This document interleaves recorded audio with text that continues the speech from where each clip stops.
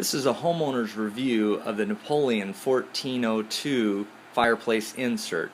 There's a lot of reviews online, but none from the homeowner's perspective. So if you're looking to purchase this, I thought I'd give you some information that might help you decide whether this is a stove for you.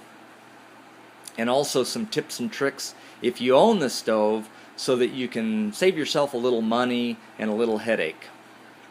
First of all, I'd like to point out the two blowers on either side are very effective at pulling the room air through the stove and getting the heat out of the stove. I think they're 200 cubic feet per minute blowers, and they work excellent.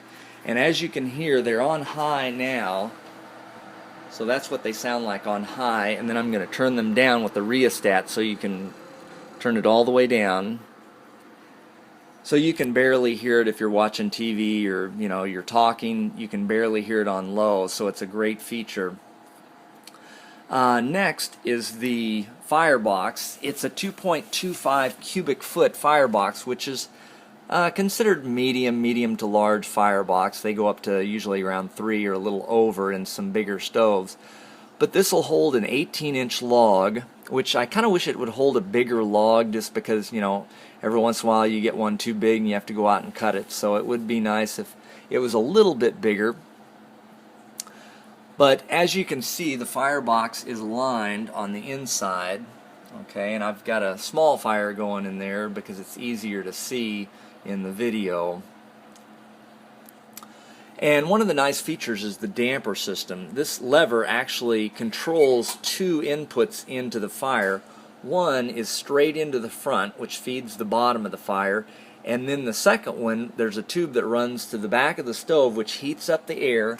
And if you can see at the top, there's a reburn system that blows air in the top, and then that reburns the gases coming off the fire, which is very effective. So this is pretty much it's an excellent stove. One feature is if you're going to open the door, don't just open the door because smoke will come into the room. One of the negatives of the stove is it doesn't have a bypass in the back that some of the other ones like Lopi will have a bypass in the back, which you can bypass the reburn system, and the smoke will go directly out of the back of the stove, and then it'll keep it from letting smoke in when you open the door. But you can open the door very slowly and then let the draft change, and then very slowly open the door, and then you won't get smoke into the room, and then you can open the door very effectively. So that's one tip.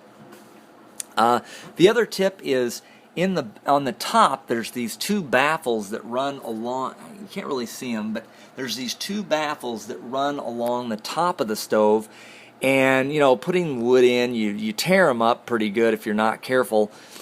Somebody told me that those baffles are really supposed to be replaced with brick, which, to replace the baffles, they're $80, but to replace it with brick, it's like $15 at Menards, and that's the way it was designed. But they put the baffles up there so it'll save them on shipping, which I thought was very interesting. So it takes 6 bricks on the top, and it can probably make your stove more efficient. So I'm going to do that just as soon as I can get the brick. The other tip I suggest is getting a stovetop thermometer, just like the one I'm showing. You can get it at Menards, anywhere. It shows a burn zone, an overfire, and creosote range, which is really nice when you're trying to learn how to effectively control the fire for the heat of your house and the outside temperature. So I hope this review is helpful if you're looking to buy this stove. It's an excellent stove. I highly recommend it.